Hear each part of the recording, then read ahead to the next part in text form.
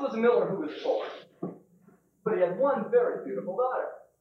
Now it happened one day that he came to speak to the king. Sire, I have a daughter who can spin straw into gold.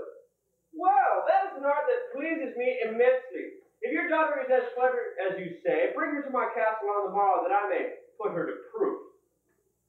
And when the girl was brought to him on the morrow, he took her to a large room full of straw, and he gave her a wheel and a spindle. Looks good.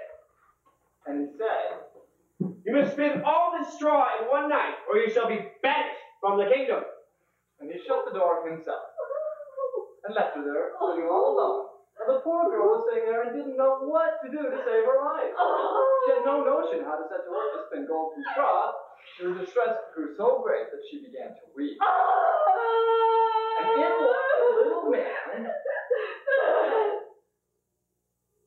Good evening, miller's daughter, and why do you weep? Oh, I have to spin straw into gold, and I just don't understand the business. And what will you give me if I spin the straw into gold for you?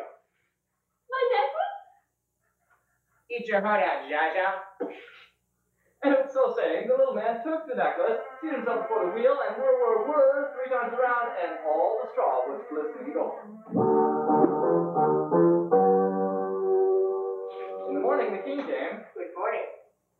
And was quite surprised to see all the gold. Why, you can spin straw into gold. So saying, he took the girl to an even larger room full of even more straw than before, another wheel and a spindle, and said, if you value your life, you must spin all this straw into gold by early morning. Oh, why didn't I take note?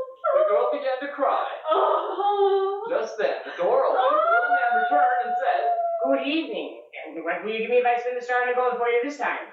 The ring on my finger? 18 karat. Gucci. So saying, the little man began to spin the wheel again until all the straw was glistening gold.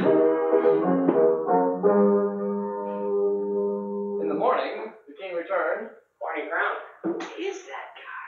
and was quite astonished to find all the gold. But as he was a greedy man and couldn't have enough gold, he took her to a third and larger room filled with even more straw than before, and he said, if you spin all this straw into gold by morning, you will become my wife.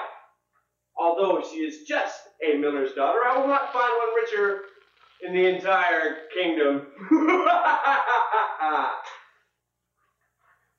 The little girl could hardly wait. Where is that little guy? Just then, the door opened, and the little man returned and said, and what will you give me if I spin the straw into gold for you this time? I have nothing left to give. Got a watch? No. How about wax? Gold. Okay. Your firstborn male child. Deal. But who knows whether that's going to happen? As the poor girl did not know what else to do in her necessity, she promised the little man what he desired, upon which he began to spin until all the straw was gone.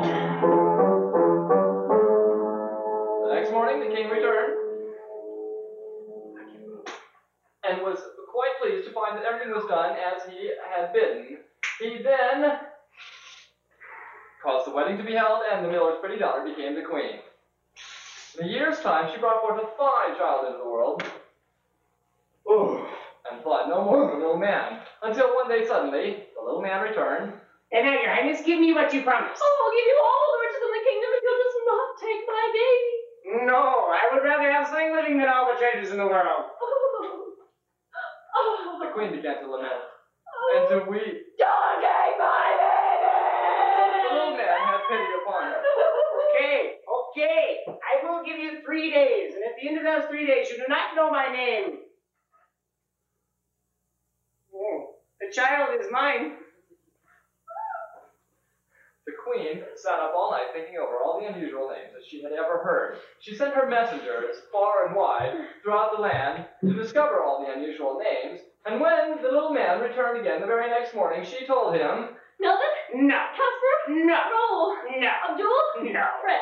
No. Armando? No. Howard? That is not my name. The second day, the queen sent her messengers out again to find out what the servants were called, thinking that that might be it. And the next morning, when the little man returned, Crankets? No. Sheepshank? No. Roast ribs? No. Liver dip? No. Asparagus tips? No. Poodle lips. Certainly not. The third day, our trusty messengers returned again and said, I've not been able to find one single new name. But as I passed through the woods, I came upon a high hill. and there was a little house. On a terrace. And near the house a little fire. And around the fire. There becomes a little man. And he hopped on one leg and said, Today I bake, tomorrow I brew. The day after that, the queen's child comes in. And oh, I'm glad that nobody knew. The name I'm called is Rumpelstiltskin!